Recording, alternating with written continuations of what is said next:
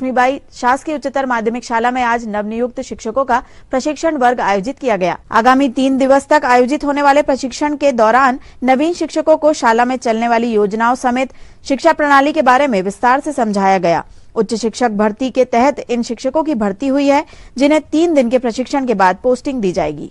Trade के बारे में भी जान पाएंगे और इस शिक्षा की खास बात यह है कि इसको पढ़कर निकलने वाले बच्चे स्वरोजगार से जुड़ चुके हैं। अभी एक स्टोरी भी लगाई गई थी, आपने पढ़े होंगे अखबार में, दैनिक भास्कर में, कि व्यावसायिक शिक्षा प्राप्त करने वाले विद्यार्थी अपना स्वरोजगार किन किन क्षेत्रों में प्रारंभ कर चुके हैं या जॉब उनकी लग चुकी है ना। फिर इंस्पायर अवार्ड मानक योजना भी चलती है। जिले में 4353 मानक योजना पंजीयन किए जा चुके हैं अभी तक, और अभी जब आप लोग स्कूलों में पहुंचेंगे तो ये संख्या बढ़ाने की दिशा में आप भी वर्क करेंगे, है ना। हर स्कूल में 500 शिकायत छात्र छात्रा। छिंदवाड़ा से न्यूज SCP भारत से संजय पहाड़ी की रिपोर्ट।